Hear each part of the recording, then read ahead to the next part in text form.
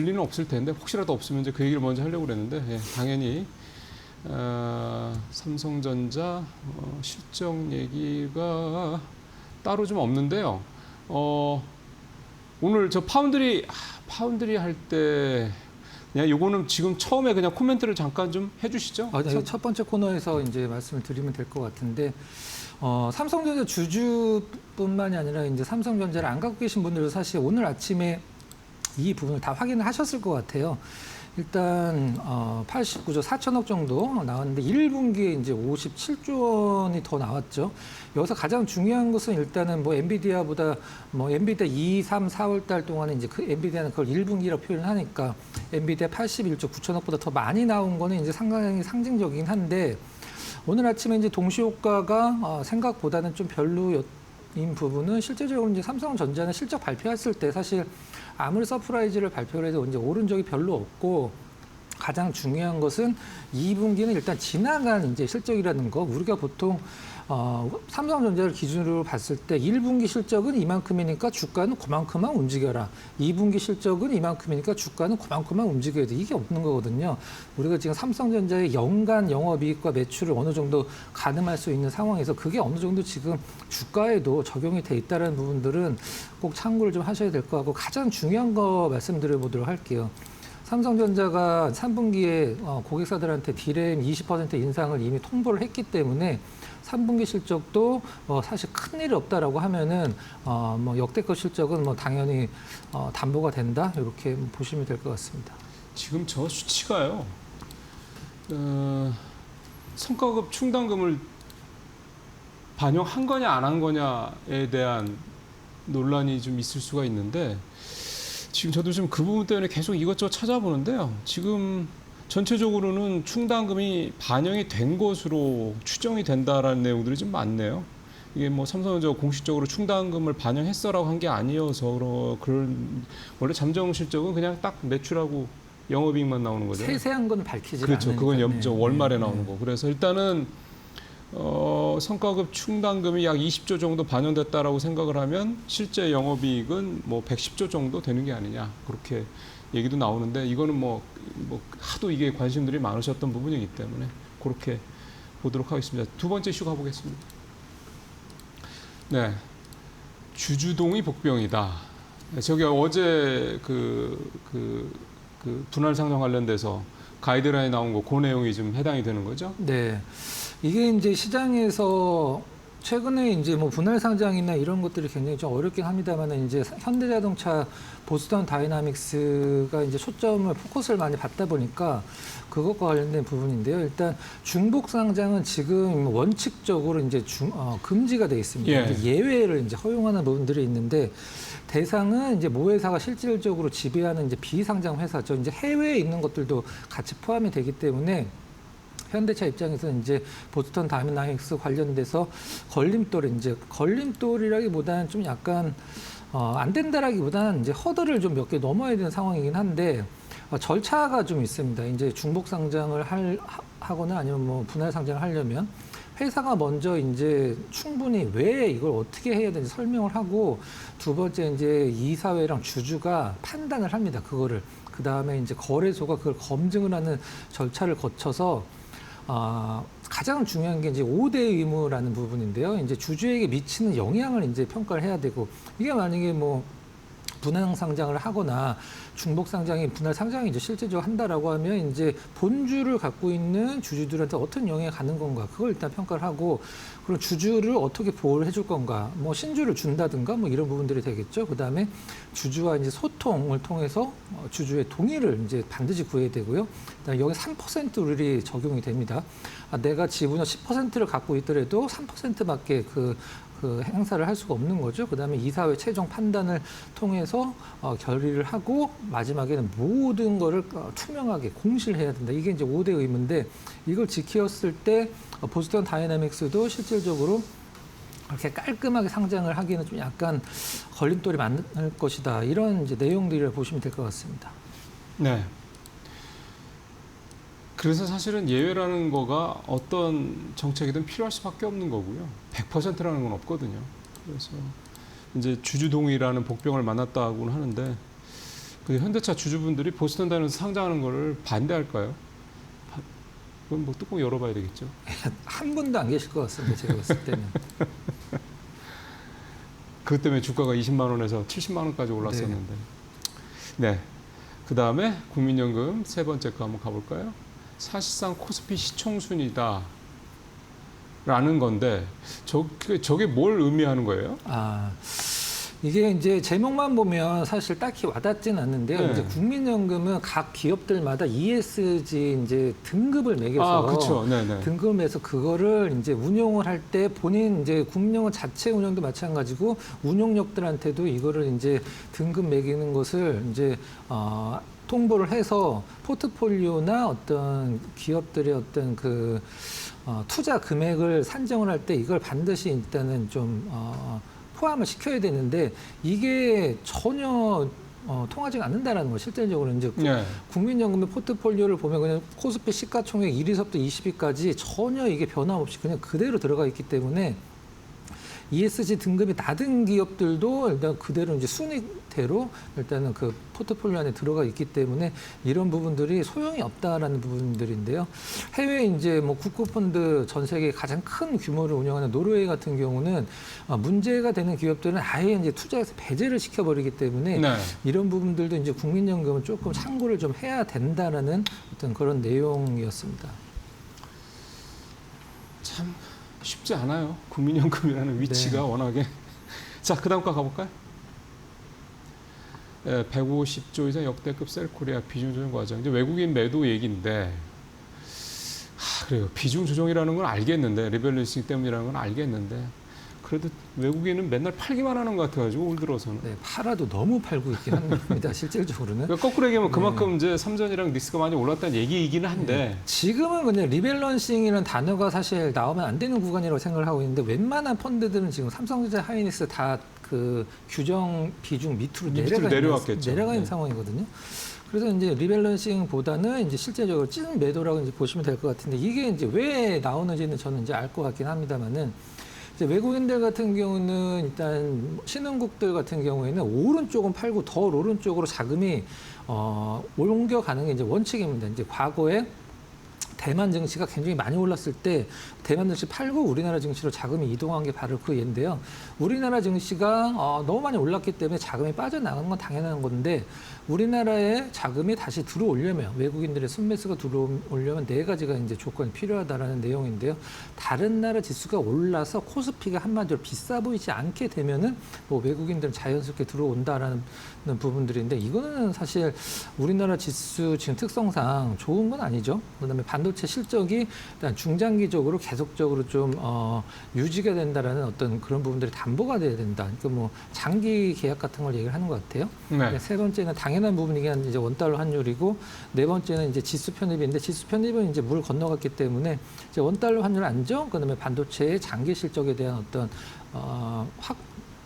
확신 그런 거 있고 또 그다음에 다른 나라 지수가 뭐 많이 올라서 한국 지수가 싸 보이는 효과가 나와야 된다. 좀 약간 뻔한 얘기인 것 같습니다. 예. 사실은 이게 진짜 뭐 환율까지 영향을 미치기는 하는데 사실 환율은 이것도 이거고 이게 자본 쪽으로 좀 바뀐 분위기라 여러 가지로 하여간 대한민국 경제, 대한민국 주시장 하여간 여러 가지로 이 경제적인 어떤 섹터들의 뭔가 구조적인 그런 변화들이 이곳저곳에서 좀 나타나고 있는 것 같습니다. 만약에 이제 메가 프로젝트 이게 지금 정부가 생각하는 그림대로 진행만 된다 그러면은 우리 잠재 성장률이 지금 2%가 채 안 된다고 그러는데 이게 3%까지 올라간다는 얘기도 나올 정도잖아요. 네. 그러니까 이런 식의 또 구조적 전환도 또 좀 현재 좀 진행이 중인 거고. 예, 어제 뭐 사실 반도체 호남권 반도체 공장 부지 한 방에 해결이 되고요. 네. 예. 너무 이게 이제 일사천리를 진행하다 보니까 삼성 SK 입장에서 또 정정 공시를 한번 좀 냈잖아요. 네. 이제 굉장히 상황에 따라서 유동적일 수 있다라고 이제 정정 공시까지 좀 냈는데 너무 이제 빠르게 진행되다 보니까 이게 생각보다는 뭐 상당히 빠른 시간 안에 착공도 되고 이제 네. 소부장까지도 상당히 어떤 뭐 낙수 효과가 있을 것으로 생각을 좀 하고 있습니다. 예.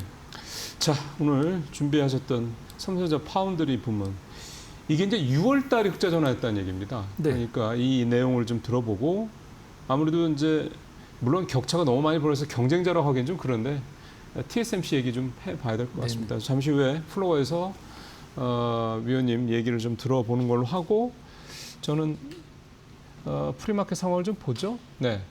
뭐 오늘은 좀 실망 매물이 나오고 있다고 봐야 되겠죠. 어제는 기대 매수가 들어왔다고 봐야 되겠죠.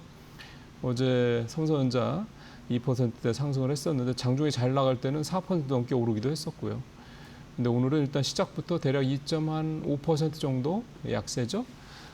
하이닉스도 어제 이어서 오늘도 좀 부진합니다. 1.7% 정도 좀 하락하면서 마감이 되고 오늘 뭐 소부장들도 대부분 다 약세 기조로 좀 보이고 있는 상황이고요.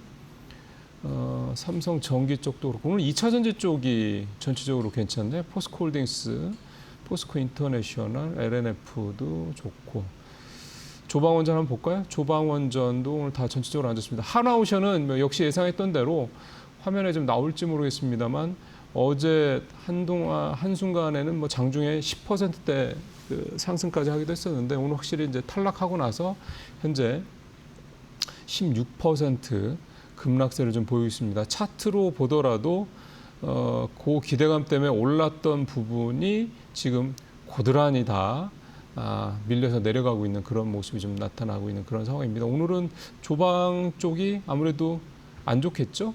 한화 에어로스페이스도 오늘 방산 쪽에서 5%대 어제 급등했었던 한화 시스템 물론 나중에는 상승폭이 많이 줄긴 했더라고요. 8% 가까이 아무래도 이렇게 오늘 조선과 방산은 사실 뭐 아무래도 부진할 수밖에 없습니다. 이 낙폭을 초반의 낙폭을 정규장 또 오후장 가서 얼마나 좀 줄이는지 아니면 더 커질지 이게 관건이 되겠죠. 자 준비되셨으니까 박 의원님한테 바톤을 넘겨서 파운드 얘기 좀 들어보도록 하겠습니다. 네, 오늘 삼성전자 실적이 이제 잠정 실적이 나오긴 했는데요. 제가 봤을 때 삼성전자 단순한 분기 실적보다 1000배 이상 중요하다고 생각하는 게 바로 삼성전자 파운드리 실적이죠. 우리가 보통 3대 메모리 기업 이제 마이크론, 뭐 삼성, 하이닉스에서 마이크론이랑 이제 하이닉스 대비 삼성전자 주가 흐름 조금 미진한 이유는 니네는 반도체만 만드는 기업이 아니잖아.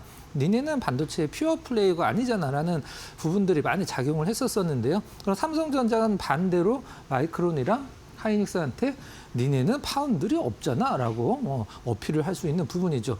삼성전자의 가장 아픈 손가락이라고 할 수 있는 파운드리 부분이 6월 달에 흑자 전환을 할 것으로 이제 확실시되고 있는 상황이고, 그 다음에 3분기죠. 7월, 8월, 9월 달 3분기에 흑자 전환한다라고 하면, 물론 흑자 전환의 규모도 중요하지만 그동안의 삼성전자의 영업이익을 깎아먹는 가장 아픈 손가락이었던 파운드리가 살아난다라고 하면, 삼성전자 다시 한번 주가의 레벨업, 그 다음에 하이닉스 마이크론의 상승률을 따라잡을 수 있는 가장 중요한 어떤 키 포인트라고 보시면 될 것 같아요. 자, 3분기 흑자 유력하다. 이제 6월 달에 흑자가 될 것으로 시장은 지금 내다보고 있기 때문에 이제 그게 연결이 돼서 이제 3분기에 3년 만에 흑자가 난다는 얘기죠.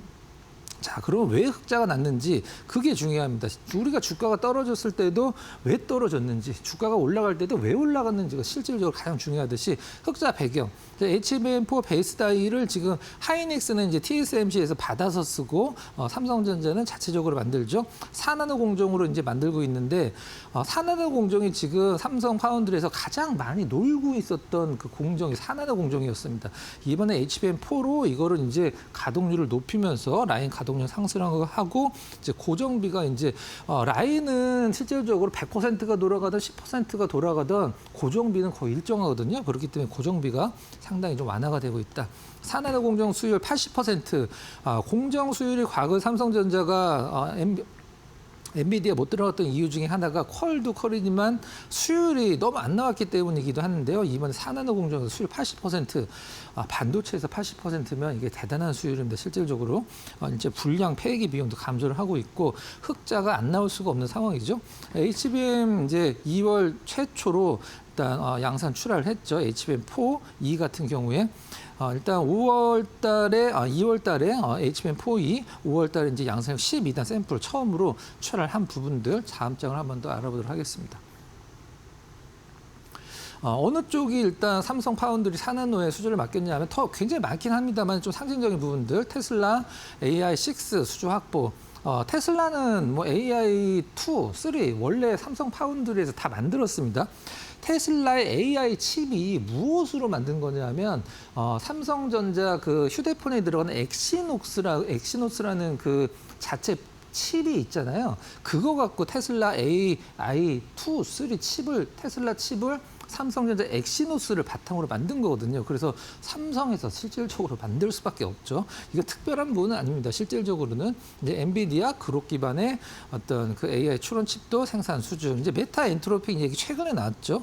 이거는 이제 앞으로의 큰 모멘텀이라고 보시면 될 것 같고 TSMC와의 격차. 사실 앞서서 앵커께서 말씀해 주셨듯이 이게 뭐 사실 경쟁이라고 할 수가 없는 부분이 되는 부분이죠. 너무 격차가 크기 때문에 이제 TSMC와 삼성전자를 고객사들이 바라보는 시선도 많이 틀리고 애플은 TSMC를 뭐 협력사 이렇게 볼 수 있지만 애플은 삼성전자를 경쟁자로 보잖아요. 그런 부분들이 가장 다른 부분이고 26년도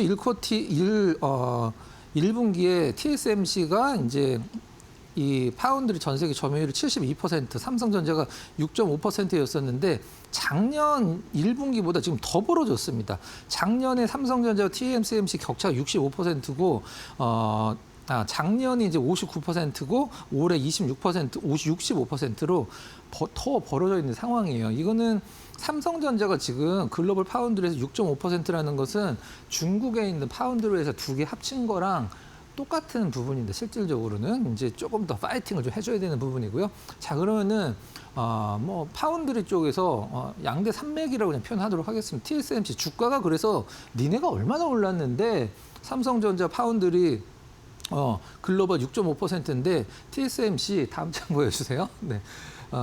TSMC 주가랑 비교 한번 해보도록 하겠습니다. 작년 1월 달에 TSMC랑 삼성전자를 한 주씩 샀을 때 TSMC 129%, 삼성전자 479%, 여기다가 하이닉스를 놓으면 이게 뭐 말도 안 되는 어떤 상승률이죠. 뭐 TSMC 누구나 아는 뭐 최고의 파운드리 기업이긴 합니다만은 지금은 삼성전자 메모리의 어떤 부분에 가려져 있는 부분들이죠. 주가 흐름이. 그럼 삼성전자와 TSMC의 실적도 한번 좀 비교를 해보도록 하겠습니다. 자, 뭐 앞서서 이제 삼성전자 실적 나왔을 때 엔비디아 실적 뛰어넘었다라고 얘기가 나왔었는데. 올해 1분기 기준으로 삼성전자 일단은 매출액 그다음에 영업이익만 한번 봐보도록 할까요? 올해 1분기 기준으로 삼성전자 전사 기준으로 봤을 때요, 반도체 부분으로 봤을 때 나눠서 봤을 때 전사 부분으로서는 57조 나왔죠. 여러분들 다 아시듯이.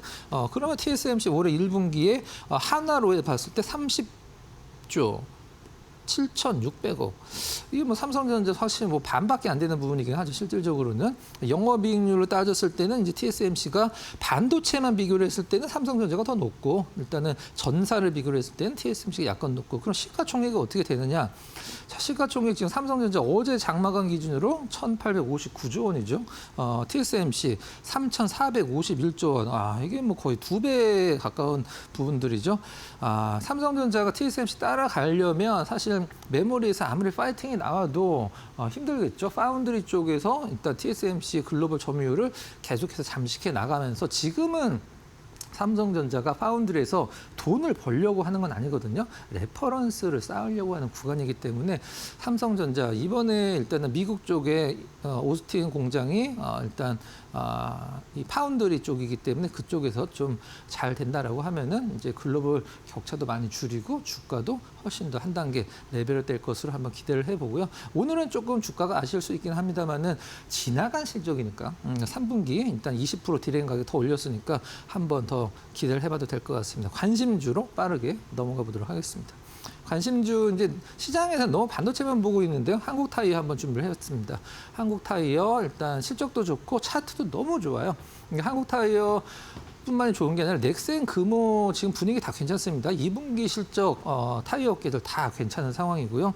그다음에 왜 타이어가 지금 실적이 좋느냐? 전기차 요즘에 많이 타시잖아요. 전기차는 무겁기 때문에 타이어가 비쌉니다. 튼튼하게 만들어야 돼요. 그래서 전기차 비중이 거의 30% 육박하는 부분들이 일단은 실적을 좀 견인하고 있다. 일단 지금 타이어 이제 그 천연 고무 가격이 올라가고 있기 때문에 타이어 업체들이 이제 원가 상승이 일단 가격, 판가 인상으로 방어를 하고 있다. 영업 실적을 이 부분도 참고를 하시면 될 것 같고요. 뭐 1분기 실적 지나간 거니까 보실 필요 없고 앞서서 이제 삼성전자의 아픈 손가락이 파운드리였다라고 하면은 한국 타이어의 가장 아픈 손가락은 한온 시스템이었었죠. 한온 시스템이 지금 어떤 미운 오리 새끼에서 백조로 거듭나고 있는 상황이죠. 이 부분이 마지막에 가장 큰 부분이라고 보시면 될 것 같아요. 차트 짓고 차트 보고 마무리 짓도록 하겠습니다. 차트 너무 좋습니다. 실제적으로는 이 저점을 연결했을 때 계속적으로 저점을 높이는 흐름. 일단 역배열을 굉장히 짧은 시간에 극복을 하고 정배열로 일단 올라가는 것으로 보여지고요. 기관 투자자들이 상당히 오랜 기간 팔고 있는데 최근에 매수 쪽으로 전환. 외국인 투자자들은 샀다가 매물이 약간 나오긴 했습니다만은 큰 매물이 나온다기보다는 그냥 중간중간에 조금 어떤 샀다 팔았다를 반복하는 구간을 보시면 될 것 같아요. 이렇게 한국 타이어, 이제 반도체도 너무 좋긴 한데 지금은 반도체 외쪽으로 억눌려 있었던 엔터, 화장품 이런 종목군들 바닥권에서 잘 올라오고 있거든요. 게임도 마찬가지고 한국 타이어 테크놀로지도 한번 관심 있게 보셔야 될 종목 중에 하나라고 생각이 돼서 준비를 해봤습니다.